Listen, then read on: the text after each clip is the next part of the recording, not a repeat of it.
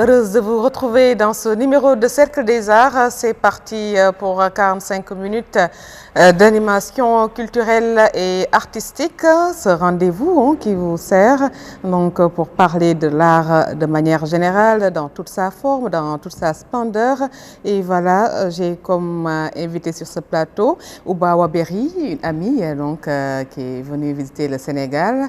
Ouba Waberi, bonsoir. Bonsoir Fatou. Bonsoir. Merci d'avoir invité. Également sur ce plateau, Dr Alassane Ba, auteur du livre Comprendre les futurs systèmes d'information. Bonsoir. Bonsoir Madame Diouf, bonsoir Ouba. Bonsoir. Voilà, Dr Alassane Ba est l'invité de cette émission Cercle des Arts. Il est docteur en télécommunication, titulaire d'un diplôme de centre de formation de la Banque centrale des États de l'Afrique de l'Ouest, BCEAO, et d'un diplôme d'études approfondies de mathématiques en système d'information. Monsieur Ba, vous êtes passé par les différents postes d'ingénieur, de consultant, puis de chercheur. Vous êtes actuellement conseiller en planification à la direction des impôts et domaines, n'est-ce pas? Merci beaucoup, Madame Diouf. Exactement, c'est ça. Mais bon, d'un autre aspect, je suis sportif aussi, quand même, j'aime le karaté. C'est bon? Voilà. D'accord. J'ai une ceinture noire. Ah bon? J'ai aussi le diplôme d'État d'entraîneur de karaté. Donc, ah bon? Premier degré, donc, voilà. Parfois, on peut allier beaucoup de choses. Voilà, c'est ça. C'est ça, d'accord. En tout cas, docteur Alassane Ba, voilà ce livre qui s'intitule Comprendre les futurs systèmes d'information, traduit en anglais Ouba. Donc c'est Next Generation Network, la nouvelle génération de réseaux. Nouvelle génération de réseaux. Pourquoi vous avez choisi deux versions, monsieur docteur Ba? Bien, c'est en matière de littérature scientifique. Je n'ai pas dit que les francophones sont des consommateurs, mais les anglophones sont de plus grands consommateurs. Et le thème traité, c'est un thème d'actualité, très d'actualité ici et ailleurs, parce que c'est une compilation d'une grande partie de mes publications que j'ai faites, donc des publications que j'ai défendues aux quatre coins du monde. Et je souhaiterais ici donc vulgariser ça. Et d'ailleurs, au niveau de la consommation, je pense qu'au niveau de la maison mère qui a mis ça sur un autre grand revendeur, et je pense que la version anglaise, les gens sont beaucoup propices à l'acheter plus. Donc, en matière de système d'information, actuellement, bon, même si vous travaillez dans un pays francophone, bon, si vous écrivez, les bases de données, c'est des bases de données anglophones, américaines ou russes. Donc, vous êtes obligé, vous êtes obligé de passer par l'anglais. Et d'ailleurs, en la matière, tout est anglophone. Par exemple, si vous achetez une ligne ADSL chez vous, on vous dit qu'on vous installe une ligne ADSL. Mais ADSL, c'est un sigle anglais. Asymmetric Digital Subscriber Line. Donc, des trucs, voilà. Donc, en matière de communication, presque tout, si vous êtes même francophone, la terminologie, elle est anglophone en plus. Voilà, en plus de ce que je vous ai dit, en dehors du Sénégal, pour rayonner dans ce secteur, c'est l'anglais qui fonctionne. Et dans ce livre, vous avez fait l'état des lieux des communications en Afrique. J'ai fait l'état des lieux des communications de manière générale. Mais maintenant, par rapport à la question, on peut faire, à votre question, on peut faire l'état des lieux des communications en Afrique qui sont fortement dépendants des communications étrangères. C'est-à-dire, les opérateurs de téléphonie, de communication en Afrique, c'est des multinationales. En fait, c'est des multinationales qui sont installées dans nos pays et c'est des multinationales qui n'ont pas tous leurs équipements ici. Donc, il y a cause pour laquelle on est un peu tributaire de certains services. Voilà. Donc, de l'étranger par rapport à certains services.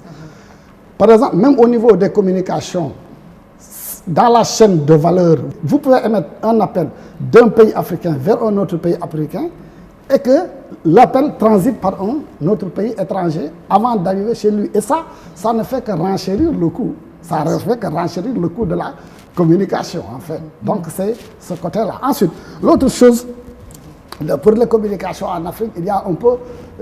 l'autre chose, c'est quoi? C'est le problème un peu de ce qu'on appelle l'itinérance. C'est-à-dire le roaming. C'est-à-dire, vous pouvez rester ici, donc je vous ai dit, le roaming, appeler dans un pays africain, chèrement payé, alors que vous payez moins en appelant un pays plus lointain. Donc c'est dû à la structure zonale même de la communication, c'est-à-dire par où elle transite. Parce que si ça transite par un autre pays, vous utilisez cet équipement, non nécessairement il y a une redevance à payer. L'autre, c'est le côté économique. Le côté économique, c'est quoi? Ce secteur-là, c'est un secteur qui ne génère pas des millions, mais des milliards, des centaines de milliards. Donc, autrement dit, les bénéfices engrangés en Afrique par ces opérateurs seront transférés à l'étranger. Donc, ça détériore vraiment notre balance de paiement. Et vous savez, par ricochet, c'est pas bon pour les monnaies. C'est pas bon pour les monnaies. C'est pas bon pour la monnaie nationale. Voilà, donc ça, c'est un autre aspect de l'aspect un peu économique de communication en Afrique. C'est vrai que ça fait travailler des emplois, ça fait travailler beaucoup de choses. Mais bon, si on prend par exemple le cas du Sénégal, je ne pense pas que ça dépasse 4-5% du nombre d'employés global. Donc, bon, voilà, il y a tout ça. Donc, il y a qui est trop cher au Sénégal. Mais la communication est trop chère. J'entends souvent les gens parler de Sénégal référence. Mais référence en matière de quoi? Il y a la cherté de communication. Et en matière technologique, nous ne sommes pas du tout, on ne fait pas partie des 10 premiers meilleurs, d'après certains classements, même des 10 premiers meilleurs pays en Afrique. Donc il y a des gens qui nous doublent. Les communications, ça coûte cher. Ensuite, du point de vue des infrastructures, ceux qui sont là travaillent bien.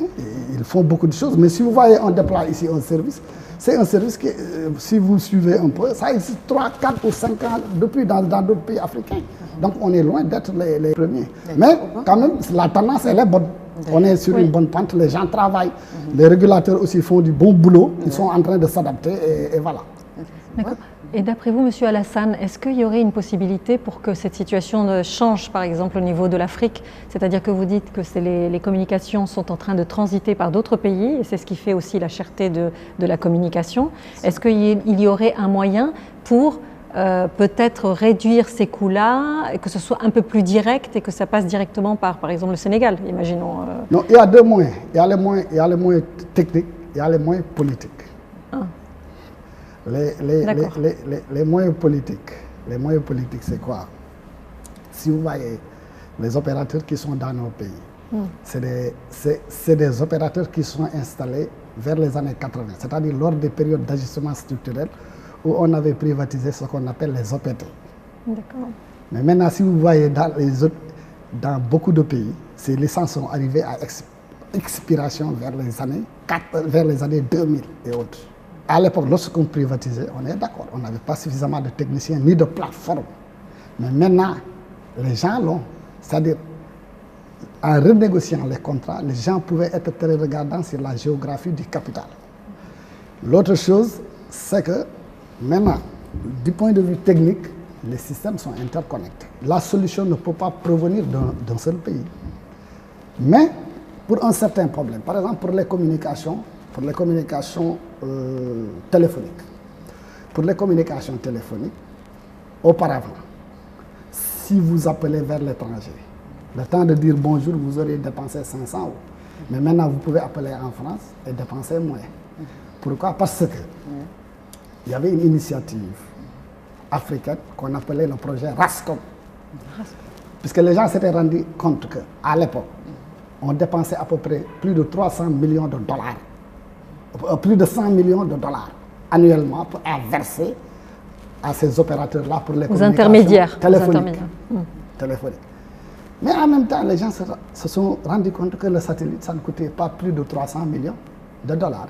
C'était 100 millions qu'on paye annuellement. Alors, les Africains sont partis dire qu'ils veulent maintenant leur satellite. Les gens ont fait traîner, les bailleurs ont fait traîner le projet pendant des années, presque 14 ans. Il a fallu qu'un chef d'État dise, je mets sur la table 100 ou 200 milliards de dollars et vous complétez le reste. Et le projet a fonctionné comme ça. Donc, on est, du point de vue des communications téléphoniques, le coût, les gens se sont réveillés un bon jour pour pouvoir téléphoner avec 200 francs à l'étranger. C'est-à-dire qu'ils avaient lancé un satellite africain de communication. Après même, un deuxième satellite est lancé, bon, qui a quelques petites difficultés, bon, on ne va pas là pour les donner. Mais c'est-à-dire c'est des initiatives comme ça que les Africains peuvent prendre pour se libérer d'une certaine dépendance. Ce n'est pas du tout une initiative étatique. L'initiative étatique, peut-être c'est du point de vue institutionnel, du point de vue des textes et d'autres, mais c'est un problème global parce que aussi, les dépenses dans ce secteur quand même, c'est des dépenses extrêmement onéreuses et je pense que c'est une synergie des pays africains que ça demande. Et je vous ai donné tout de suite un exemple de synergie africaine qui a porté ses fruits. Donc, et d'autant plus qu'actuellement, les communications sont devenues plus importantes du point de vue des données, du point de vue de l'enjeu des données. Les données, c'est en matière de volumétrie et beaucoup d'autres. Mais, donc ces données, demain, Dieu seul sait comment ces données seront utilisées. Donc, Dieu seul sait. Donc, ce serait bon que, actuellement, on utilise les OTT, ce qu'on appelle WhatsApp, les Facebook, etc. On laisse des données. Qui sait comment ils seront utilisés? Et d'ailleurs, personne ici, même les opérateurs, personne d'entre eux ne sait où se trouve un serveur de WhatsApp ou de je ne sais pas. D'ailleurs, ce jeudi, on célébrait, docteur Ba, la journée mondiale de la protection des données personnelles. Donc, oui, c'était ce jeudi. Donc, je pense que c'est intéressant de protéger les données personnelles ou bas. Et ces temps-ci, on a constaté que WhatsApp va désormais donc, contrôler les données des gens. C'est ce qui circule un peu sur les réseaux sociaux et je pense qu'il n'y a pas de fumée sans feu. Donc je pense que ça va être effectivement, on parle de récupération de nos données personnelles, de nos contacts, éventuellement des mots de passe, voilà. Et par exemple pour toute la maison mère Facebook, donc ça représente Facebook, Messenger, WhatsApp, Instagram. Donc c'est un peu difficile pour nos jeunes adolescents, mais... Comment on va faire avec le docteur en communication comme monsieur docteur Alassane Ba? Voilà, comment on va vivre ça, cet impact? Quel sera l'impact? Pour l'impact de quoi? De ça, de venir un bon jour comme ça. Bon, le mal est déjà là, mais bon, il est déjà là. On ne peut pas retirer les données qu'on a déjà envoyées. Moi, je pense que c'est de travailler dans à venir. Et je pense qu'il y a des gens qui ont commencé jeunes. Il me semble avoir lu un Africain, un technicien de l'Afrique centrale, qui a commencé à lancer un WhatsApp africain. Ça c'est une bonne nouvelle. Oui, bon, je pense. Et les gens travaillent, et les Sénégalais aussi travaillent. Et il y a des gens qui travaillent, beaucoup de gens qui travaillent sur un WhatsApp africain, un WhatsApp, il y a tout ça là. Donc c'est de travailler dans le sens d'être indépendant de tout ce système et des pays. Et nous ne sommes pas aussi les seuls quand même. Les grandes puissances, vous avez la France qui se plaint et beaucoup d'autres sont dépendants de ce qu'on appelle ces GAFA. C'est GAFA, oui, voilà. Sont les GAFA. Donc, et Microsoft oui, GAFAM, en fait, il y a Google, Amazon, Facebook, Apple, Microsoft. Bon, on dit que ce sont les géants du numérique, en fait, qui ont beaucoup de contentieux avec certains États, mais des contentieux de taxation, c'est-à-dire des contentieux liés à la fraude fiscale et à l'évasion fiscale. C'est pas normal en tout cas. Écoutez, le problème c'est que c'est des pays qui se font beaucoup de milliards de chiffres d'affaires. Et les États ont des tensions de trésorerie et ils estiment, et ils ont raison, que ces gens, en matière d'impôts, les sommes qu'ils payent, c'est des sommes marginales. Ensuite, bon, pour certains, on les a carrément pris en flagrant délit d'évasion fiscale. Il y en a une de ces multinationales qu'on a pris en train de transférer, qu'on a accusé d'avoir transféré plus de 200 millions de dollars dans un paradis fiscal. Et l'accusateur, c'est pas n'importe qui, c'est Moody's. C'est Moody's, c'est l'agence de notation Moody's. Pour les grands, oui, c'est Moody's qui a fait ça. Donc Moody's, c'est pas. Après S&P et Moody's, c'est les plus grandes agences de notation. S&P et Standard & Poor's et Moody's, c'est deux entités qui gagnent plus de 90% des marchés de notation dans le monde. C'est eux qui notent les États, ce qu'on appelle le rating, si vous suivez un peu là. Donc c'est Moody's qui a presque toutes ces GAFAM, les 4 ou 5 là. Moody's avait balancé des sommes allant de 50 millions à 400 millions de dollars. Si on fait le cumul qu'ils ont planqué dans un paradis fiscal à cause des pratiques d'évasion fiscale. J'appelle que la fraude fiscale est différente de l'évasion fiscale. La fraude fiscale, c'est quand vous faites la fraude L'évasion fiscale, c'est quand vous utilisez certains dispositifs, c'est-à-dire c'est quand vous passez entre les mailles de filet des textes. Vous êtes à la limite de la légalité. C'est-à-dire, voilà. Le gros souci peut-être de ces GAFAM, qu'est-ce que vous en pensez? C'est quand même un danger un tout petit peu, parfois même pour la démocratie, pour les peuples, parce que souvent ils se situent au-dessus même des États. Déjà d'une part par les évasions fiscales, ils ont un grand impact financier. Et d'autre part, c'est aussi un problème de confidentialité au niveau des données qui sont partagées et qu'ils utilisent à leurs aises. Oui, les GAFAM,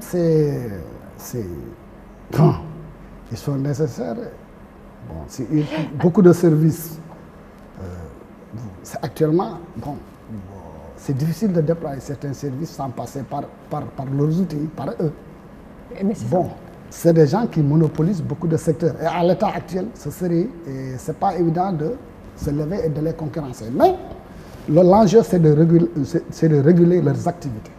C'est-à-dire qu'ils soient conformes aux législations, mais aussi qu'ils soient conformes à toutes ces chartes des peuples, des Nations Unies de protection des données, mais aussi ils réalisent des plus-values sur le dos de citoyens, mais qu'ils aussi, en contrepartie, qu'ils donnent à ces citoyens leur dû, c'est-à-dire qu'ils participent à leur effort de développement. Pour moi, c'est le gros du problème, c'est ça. C'est des gens qui accumulent énormément d'argent. Et de puissance aussi, de puissance. Et qui payent peu d'impôts, ou pas du tout d'impôts même, parfois dans certains pays. Oui, mais ce que j'ai entendu aussi, c'est que certains pays, comme par exemple la Chine, avaient la possibilité de limiter leur action sur leur territoire. On a des possibilités aussi de faire ça. Alors pourquoi certains États ne le font pas, certains le font? Qu'est-ce qui explique cela? Bon, c'est une question de moyens. Hein? C'est une question de moyens. La Chine, c'est quelques milliards de personnes. Effectivement, la Chine a les moyens de les contrer. Je donne un exemple. En matière de positionnement actuellement, que ce soit maritime, que ce soit aérien ou terrestre, les gens, c'est difficile de se passer du GPS. Le GPS. Mais par exemple, pendant la guerre du Golfe, les gens se sont rendus compte que ça, c'est un désastre. Ah bon? C'est-à-dire, un avionneur décolle et pour son guidage, le guidage du pilote, il utilise un système qui est entre les mains de ses ennemis. Pour le GPS, c'est quoi? C'est Global Positioning System. Oh, okay. En ce moment, oui, est-ce que vous avez compris? C'est un souci. Les Russes, eux, avaient déjà leur système qu'on appelle, qui fonctionne très bien, mais qui n'est pas utilisé ici, qu'on appelle le GLONASS. Les Chinois ont répliqué, les Chinois ont leur système aussi, qui concurrence le GPS, qu'on appelle le Beidou. Les Européens ont commencé, mais ils n'ont pas terminé, puisque c'est beaucoup de satellites qu'il faut lancer ce système-là. Les Européens, ils appellent ça Galileo. Et Galileo, les Européens sont en phase de déplacement de ce système qui va concurrencer le GPS. Et ils disent même qu'il sera plus précis que le GPS, bon, d'après leur dire, hein, mais aussi qu'ils ne pensent pas que les Américains sont des mazos. Donc, voilà, ils savent déjà là où ils vont et ils se préparent. Donc, voilà. Donc, c'est un exemple très précis peut-être, voilà. En tout cas, l'impact de la présence des multinationales dans le secteur sur les équilibres macroéconomiques, voilà, c'est important. Et c'est un impact sur les équilibres macroéconomiques. J'en ai parlé tout à l'heure. Ils se font des milliards de chiffres d'affaires. Voilà, ils se font des milliards de chiffres d'affaires. Bon, qui dit beaucoup de chiffres d'affaires parle à côté de beaucoup de profit. Mais le profit, il sort de votre pays si les investisseurs ne sont pas de votre nationalité. Et comment il sort? Il ne sort pas en CFA, il sort en devise. Il sort en devise. Ça détériore votre stock de devises de votre banque centrale. Que les nationaux sont obligés de faire un effort pour le reconstituer. Et c'est pas bon. C'est pas bon, oui. C'est pas bon. Donc, comme je vous ai dit, par ricochet, c'est quelque chose qui affaiblit les malades. Mais il y a des pays. qui prennent des devants, qui ont pris des devants depuis les années 70-80 par rapport à ça. Par exemple, je pense par exemple le Vietnam, c'est-à-dire, c'est des pays où vous êtes venus, vous pouvez venir aujourd'hui et rapidement créer une entreprise et se faire beaucoup de profit. Mais il vous impose dans les clauses d'installation. Votre profit, il vous appartient. Personne n'y touche. Mais c'est une certaine somme qui peut sortir du pays. Le reste, ça vous appartient, mais c'est à vous de voir comment utiliser ça ici. Okay. Donc, eux, ils ont pris des devants par rapport à ça. Nous, ça veut dire pour garder les profits sur place. C'est-à-dire qu'ils obligent à réinvestir dans le pays. Oui, ils vous obligent à le réinvestir là-bas, mais ils protègent leurs équilibres macroéconomiques aussi. C'est intelligent. C'est intelligent. C'est surtout ça. C'est surtout ça. C'est surtout ça. Voilà. Qu'est-ce qu'il faut faire techniquement? Techniquement, par rapport à ça, c'est de prendre des garde-fous. Il y a des garde-fous. Un des exemples, je vous ai donné un exemple pour ces pays-là. Le deuxième exemple, comme je vous ai dit, dans les renégociations des contrats, la géographie du capital est très intéressante. C'est vrai que on n'a pas de sociétés qui ont une certaine capacité financière. Par exemple, c'est des milliards. Mais on peut faire deux choses.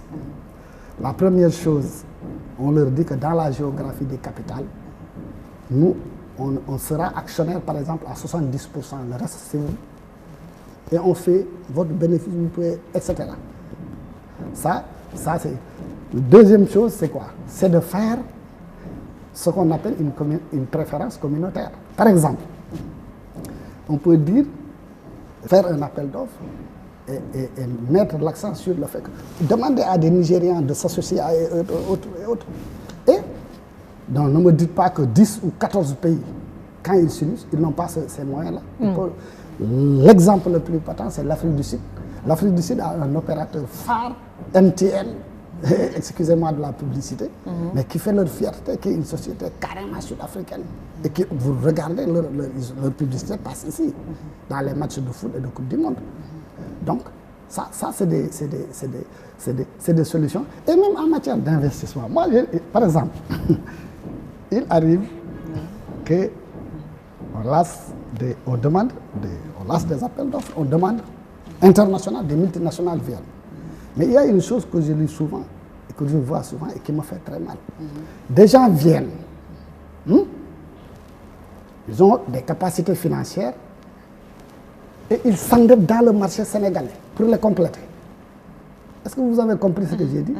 Des sociétés qui sont là, ils viennent, ils gagnent, et pour démarrer, ils s'endettent au niveau des banques sénégalaises. Mais où est l'effort dans tout cela? Mais mieux vaut prendre qui va s'endetter. Mais le Sénégalais, il peut avoir des problèmes pour lever des milliards sur les banques qui sont là. Lui, il vient. Et vous voyez beaucoup de choses. Ça, c'est des choses il faut mettre un terme à ça. Il faut mettre rapidement un terme à ça. C'est effectivement peut-être le problème aussi des sociétés qui demandent une aide justement pour s'installer dans le pays en question. Une fois le marché épuisé, ils peuvent repartir et laisser des gens au chômage sur place. C'est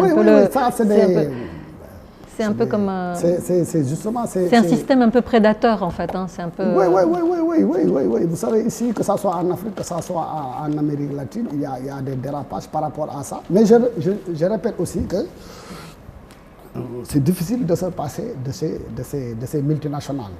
Si vous êtes surtout un pays développé, un pays qui n'est pas très développé. Mais il faut travailler dans le sens de réguler ce qu'ils font, de réguler leurs activités et prendre des mesures pour protéger très bien son économie.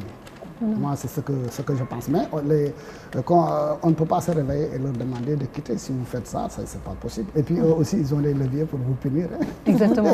Et qu'est-ce qu'il faut faire en matière d'éducation et de formation pour En matière d'éducation et de formation, moi, je pense que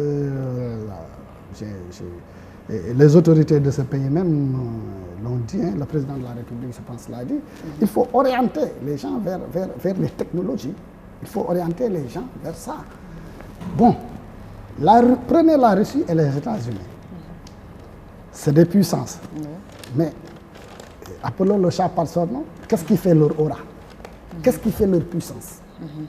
Qu'est-ce qui fait leur aura? Leur aura, c'est leur puissance technologique qui le fait. L'innovation, c'est ça? Non, c'est que ça soit en médecine, que les gens arrêtent de penser, ce n'est pas militaire seulement, hein, que ça soit en médecine, que ça soit ailleurs. Oui, ils mettent partout la technologie, c'est leur puissance technologique. Ce n'est pas militaire, mais militaire, c'est une application. Par exemple, quand vous faites de la recherche, vous trouvez un résultat. Bon, celui qui est dans la médecine, il peut dire je peux l'utiliser à ça. Celui qui est dans l'histoire, il dit peut-être dans les arts, il dit je peux utiliser ça à ça. Mais celui qui est dans le militaire aussi, il dit je peux l'utiliser à ça. Donc, la puissance technologique, c'est pas seulement... Bon, c'est des pays, ces deux puissances-là, c'est des puissances militaires, mais c'est des puissances technologiques dans d'autres domaines. Par exemple, en matière médicale, des interventions qui coûtent des millions dans certains pays, vous allez dans ces pays-là, ça ne coûte rien, parce qu'ils ont technologiquement beaucoup d'équipements Voilà. Et les régulateurs, donc, dans tout cela? Bon, les régulateurs, généralement, c'est comme on dit entre guillemets, c'est le bras du gouvernement. C'est le bras du gouvernement. Voilà. Donc, ils font du travail. Mais généralement, c'est eux l'œil technique des gouvernements. Donc, je pense que c'est des gens qu'il faut renforcer et c'est des gens aussi qu'il faut leur donner en matière de législation tout un arsenal qui leur permette ensuite d'appliquer leur politique. C'est ce qui se passe. Ils font ici, par exemple, au Sénégal, du bon travail, mais c'est des gens aussi qu'il faut renforcer, tant du point de vue technique, mais aussi tant du point de vue surtout législatif. Par exemple, si vous prenez la cherté des coûts des communications au Sénégal, bon, il y a certains problèmes, on peut les régler ici. Par exemple, ici, il y a des entités qui ont des surcapacités, en fait. Mais ces entités-là, si on les autorisait à commercialiser ces surcapacités, ça peut drastiquement réduire ces coûts. Mais on ne peut pas se réveiller un beau jour et leur demander de le faire. Il y a des dispositifs juridiques pour le faire. Et je pense que les gens sont en bonne voie pour ça. Donc, vous voyez un peu. Par exemple, je donne un exemple pour que les gens qui nous suivent puissent comprendre. Par exemple, ici, supposons que ici, c'est le siège de Walfadjri. Si vous vous rendez compte que vous dépensez beaucoup en matière de communication, rien que seulement entre vos agences, vous pouvez creuser une fibre optique entre ici, la direction, et quelques-unes de les agences.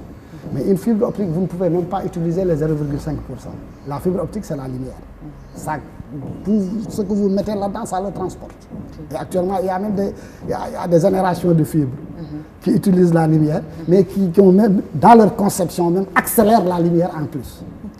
Donc, vous voyez un peu. Alors, qu'est-ce que vous faites? On vous permet maintenant de dire que si vous avez une fibre optique entre ici et votre agence, qui est par exemple dans une de vos agences qui se trouve sur la VDN, on vous permet de connecter à cette fibre tous les habitants qui se trouvent autour et qu'ils viennent ici prendre leur abonnement ici et payer. Ça va baisser le coût. Ça dit donc, si on le fait, on autorise à vous qui avez une surcapacité à commercialiser cette surcapacité. D'accord. Docteur Alassane Ba, le monde est frappé de plein fouet par la pandémie du Covid-19. Oui. Quel est le rôle des télécommunications? Bon, c'est les Chinois, vous voyez un peu les Chinois et les Coréens. Donc, eux, ils ont donné des réponses technologiques à ça. Il y a le système de traçage. Le système de traçage, il y a beaucoup de systèmes. Donc, que ça soit... Je pense que les Chinois, lorsqu'ils ont construit un hôpital rapidement, c'est des robots qui donnaient les repas. Donc ça, c'est tout ça, c'est les technologies. L'autre problème, donc, les technologies, c'est des accélérateurs de développement. Ça accélère rapidement le développement. Et si vous voyez tous ces pays développés, s'il y a un problème, c'est pourquoi je demande qu'on oriente beaucoup plus la jeunesse et qu'on y mette les moyens. Parce que s'il y a un problème, les gens changent tout de suite comment le régler avec les technologies. Tout de suite, ils ne changent pas à autre chose. Donc, c'est ça. Et le Sénégal n'est pas avancé en matière de technologie. Ça, vous l'avouez? Le Sénégal, non, bon. Si vous dites n'a pas avancé, si on parle de retard, on parle, c'est-à-dire entre deux états différents, vous faites le différentiel, il est positif ou il est négatif. D'accord. N'est-ce pas? Donc si vous me dites que le Sénégal n'a pas avancé, puisqu'il faut regarder, il a bel et bien avancé. D'accord. Bien, il a dit, il a bel et bien. L'état d'où nous venons et là où nous sommes actuellement. Ici on prend ça avance. Mais ça avance, aussi, mais ça reste. Il y a beaucoup aussi de choses à faire. Il y a beaucoup de choses à faire, surtout en matière de vulgarisation de la technologie, c'est-à-dire de formation des jeunes. Il y a des choses qui se font beaucoup, il y a des choses qui se font très bien aussi, mais on doit aussi, et là la seule solution c'est le travail, l'accompagnement, etc. Par exemple, vous voyez un peu que dans certains pays, dans beaucoup de pays, il y a un développement fulgurant des start-up, les petites entreprises, et beaucoup de start-up, une grande partie des start-up opèrent dans les technologies. Donc dans ces pays, il y a beaucoup ce qu'on appelle les incubateurs. Vous allez en Afrique du Sud, il y en a beaucoup. Ici, il y avait, je pense, une initiative d'incubateur. Et actuellement, je pense qu'aussi, il y a un dispositif législatif qui appuie beaucoup les créateurs de start-up. Donc ça a commencé, mais on n'a pas encore atteint. C'est en bonne voie, je pense. Et voilà. D'accord. Voilà. Ouba Ouaberi, vous venez de la France avec le Covid-19. Comment vous vivez ça actuellement là-bas? Eh bien, c'est un peu, je pense que la population souffre terriblement. Sans parler de l'épidémie elle-même, c'est de la réponse apportée à l'épidémie en fait, qui est assez, qui pèse lourdement sur la population. C'est-à-dire que ça fait des mois et des mois que les commerces sont fermés. Un pays aussi riche que la France, qui est considéré, en tout cas comme dans l'OCDE comme un pays assez riche, eh bien on se retrouve avec beaucoup de, comment ça se dit, de bars, de restaurants, de cafés, de salles de sport. Tous ces gens-là sont en train de perdre leur outil de travail. Et ça pose un vrai problème sociétal en fait. Ne parlons pas non plus des étudiants qui eux-mêmes sont un peu confinés dans leur chambre à faire du télé-études après le télétravail. Donc c'est très difficile et c'est vrai que les gens commencent maintenant un petit peu à bouger parce que on parle beaucoup de revenus universels.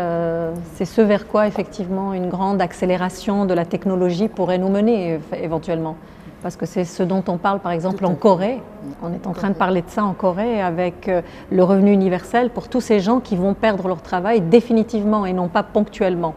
Qu'en pensez-vous? Est-ce que vous ne trouvez pas que, par exemple, la technologie, à un moment donné, elle risque aussi de nous mener peut-être à un cul-de-sac? Parce qu'il y a aussi de l'économie informelle, il y a beaucoup de sortes de personnes. Ces personnes-là souffrent terriblement. Et notre jeunesse en premier d'ailleurs. Bon, le monde, si vous regardez un peu l'histoire du monde, mais il a été ponctué par des crises aussi sévères les unes que les autres. Oui. Actuellement, certaines formes de crise ne vont plus exister. Parce que, par exemple, si vous prenez la crise de subprime aux États-Unis, les gens, du point de vue du dispositif législatif des banques, il n'y avait pas de dispositifs prudentiels qui pouvaient freiner certains dérapages. Mais maintenant, donc, ce sera difficile que cette forme de crise revienne. Et c'est la même chose actuellement. Donc, effectivement, au niveau, le Covid a créé un désastre. C'est un désastre dans les pays développés comme dans les pays sous-développés. Mais je pense que les gens réussiront un jour à le surmonter, effectivement. Donc, ce que vous avez dit là, c'est une réflexion, c'est-à-dire c'est des propositions, et c'est une réflexion dans le sens de protéger justement les victimes en temps de crise, si c'est une certaine forme de crise. Donc, moi, je suis convaincu que l'humanité parviendra à s'en sortir. Et peut-être le coût sera très élevé, le coût en matière le coût humain surtout. Il y a déjà, par exemple, si je vois certains pays, aujourd'hui, la France, j'ai entendu hier, une seule journée, 300 personnes qui sont disparues comme ça. L'Angleterre, c'est plus on parle du variant maintenant. Oui, on parle du variant. C'est pourquoi cette hausse du taux de létalité. Oui, c'est du taux de létalité, etc. Mais bon, je pense qu'il y a aussi, du point de vue de la recherche, les gens sont suffisamment maintenant, je pense bien, même si ça met du temps, peut-être ça va mettre du temps. Les gens, la technologie a un niveau tel que, bon, les gens peuvent apporter une réflexion, une réponse par rapport à ça. Oui. Voilà. Peut-être ça peut prendre du temps, le bilan peut être lourd avant de trouver cette. Par exemple, je vous donne un exemple. Certaines maladies, comme le choléra et autres, ça a ravagé des villages, etc. Beaucoup, avant que les gens ne découvrent que, ça a mis du temps que les gens découvrent. c'est ça qui est à cause de ça, c'est le virus, etc. Ensuite, les gens vont jusqu'à après dire que oui, en réalité, on a vu que le virus qui le provoque, aussi puissant qu'il soit, il est anaérobique, c'est-à-dire en contact de l'air, il meurt. Donc vous voyez aussi, mais ça, c'est des choses qui sont apparues après. Ouais. Oui. Après, donc ça prend du temps. Donc vous voyez un peu. Voilà. Mais maintenant, on commence... Excusez-moi, ce n'est pas le choléra, c'est le tétanos. Le tétanos. Voilà. Mais c'est vrai qu'on pourrait se poser la question, parce que c'est vrai que là, ça fait peut-être une année que c'est là, presque. On a un petit peu de recul, parce qu'au départ, on ne voyait pas très clair, donc on pouvait avoir très peur, beaucoup de choses. Mais aujourd'hui, on a parfois l'impression que les victimes collatérales sont plus importantes que celles occasionnées par le virus lui-même. Parce que quand on voit, par exemple, ne serait-ce que pour la France, 3 fois plus de tentatives de suicide, 20% de gens qui tombent un peu dans la psychiatrie, qui sont très touchés psychologiquement par la perte de leur travail, l'éloignement de leurs proches. C'est terrible. C'est-à-dire le coût humain aujourd'hui est extrêmement lourd, et ne parlons pas du virus. C'est la réponse apportée. La particularité. C'est la réponse. Oui, c'est la réponse. C'est pas le virus lui-même. Hein. Oui, c'est la réponse, effectivement. La particularité de cette crise, c'est une crise médicale. Par exemple, si vous prenez la crise... Et de communication, j'ai l'impression aussi. Non, c'est-à-dire à la base, c'est un virus. À la base, c'est un virus. Si vous regardez l'histoire du monde, en 73, il y avait un contentieux entre les pays arabes et les pays occidentaux. Alors, les pays arabes, à propos d'Israël, d'accord. Voilà. Les pays arabes se sont réveillés un bon jour et ils ont multiplié les prix du baril par je ne sais combien. Ça a déstructuré l'économie américaine. Il y avait beaucoup de suicides. Des gens perdaient leur emploi et les autres se suicidaient. Jusqu'à ce qu'il y ait des accords pour régler ça. Donc, oui, c'était la même chose. Oui. Certaines perdaient, etc. Mais ici, bon, effectivement, ce que vous avez dit, c'est une réponse par rapport à... N'oubliez pas aussi, hein, d'autres crises vont venir. Hein. Après ce virus-là, il y aura des crises. Il y a d'autres crises qui vont venir. D'autres natures. Ah oui. Regardez l'environnement actuellement. Bon, j'entendais des techniciens de l'environnement qui disent, ouais, donc hein, on a détruit l'environnement, on a détruit les forêts. Donc, c'est en fait les animaux qui avaient certains virus avec eux. Bon, lorsqu'on détruit l'environnement, ils viennent chez les hommes et les hommes, bon, voilà, les animaux eux peuvent régler ça, mais les hommes ne peuvent pas régler ça. Donc, par exemple, mais aussi d'autres crises vont venir. Actuellement, les gens parlent. C'est pas pour rien qu'on parle de COP, la COP 21, comment on appelle ça, l'accord sur le climat, que les Américains avaient quitté et qui reviennent avec leur nouveau gouvernement. Ça ne s'arrête pas seulement au climat et au réchauffement climatique. Hein. Les gens dépensent des milliards dans le climat. C'est parce qu'ils savent qu'il y a d'autres désordres qui vont venir, peut-être d'autres générations de maladies. Et même certains chercheurs parlent même d'une mutation même de l'espèce humaine. Oui. Donc d'autres crises vont venir. Oui. Peut-être. Qu'est-ce qui vous dit que dans 30, 40 ans, les hommes n'auront la morphologie des gens pour changer. Avec le vaccin. Avec les vaccins, on peut. Voilà, le vaccin. Avec le vaccin. Bon, moi, personnellement, en ce qui me concerne, vous voyez beaucoup sur les réseaux sociaux. Oui. Bon, des gens qui critiquent, non, pas de vaccin. On a montré des images d'un pays, des gens qui fuyaient la vaccination. Mais j'ai dit, qu'est-ce qu'il y a à faire s'il n'y a pas la vaccination? Qu'est-ce qu'il faut faire? Est-ce que la communication a été suffisante pour que les Sénégalais ou bien les personnes sachent bien la véracité et l'efficacité de ce vaccin?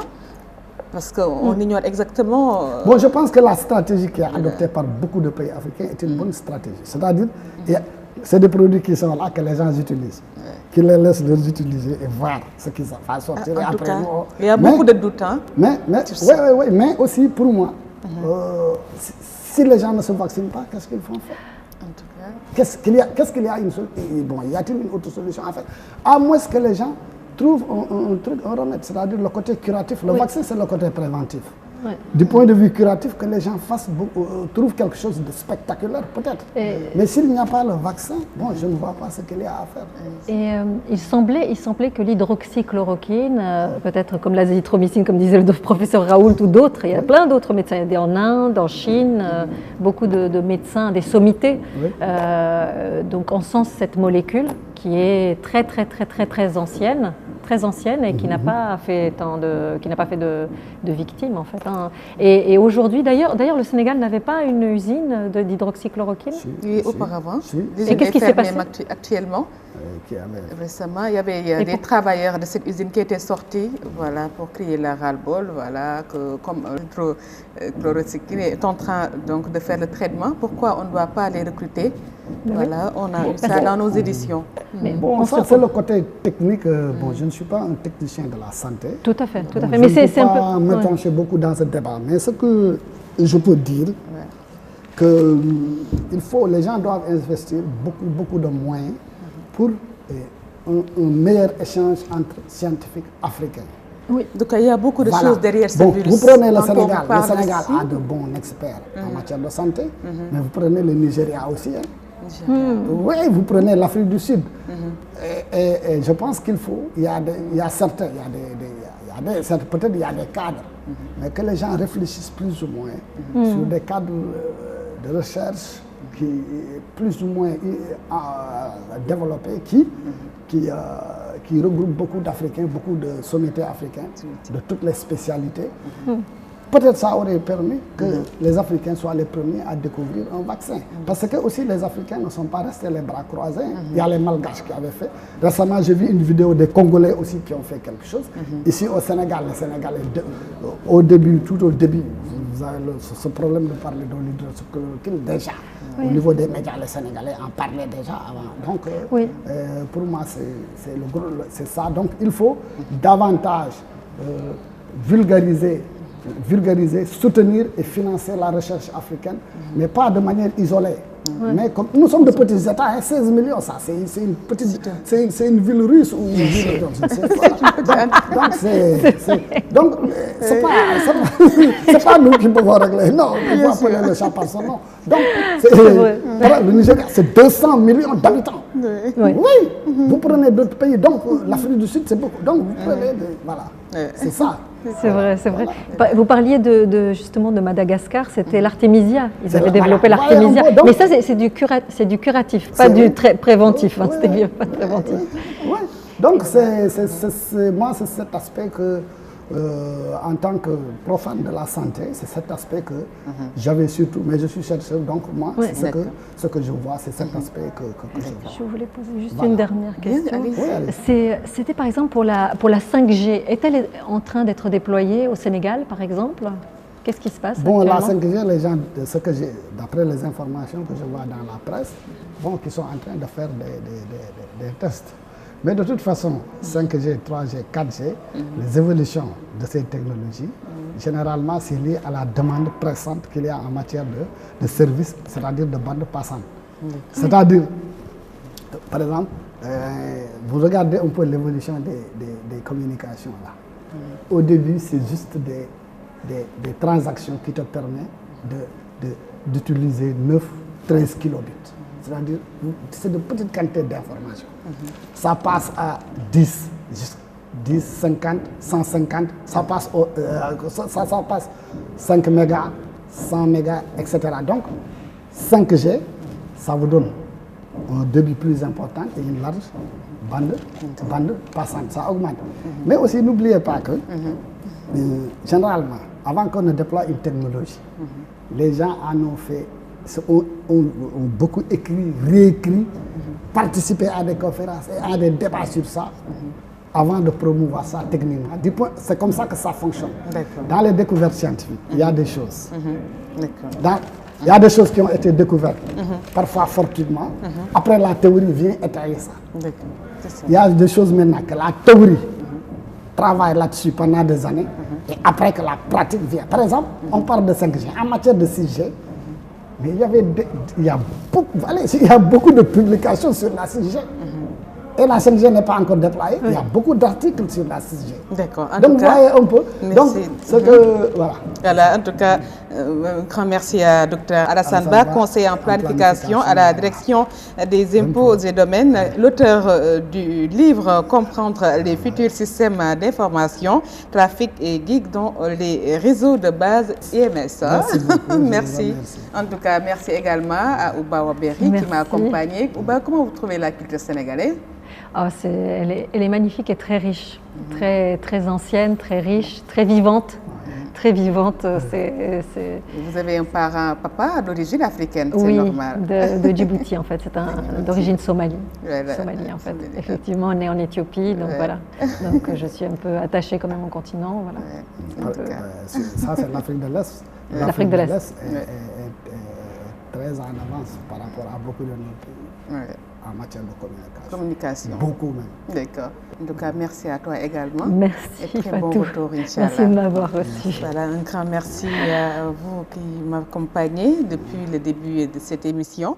Un grand merci à toute l'équipe technique. Merci à Jacques-Gabriel Prera. Merci à Pape Modou Faye. Merci à Baba Carlo. Merci à Niassé pour le montage de cette émission. On se donne rendez-vous, Inch'Allah, pour un autre numéro de Cercle des Arts dans une autre semaine. Voilà, ça vous souhaiter de passer d'excellents moments en compagnie des programmes de Walf TV. Excellente soirée.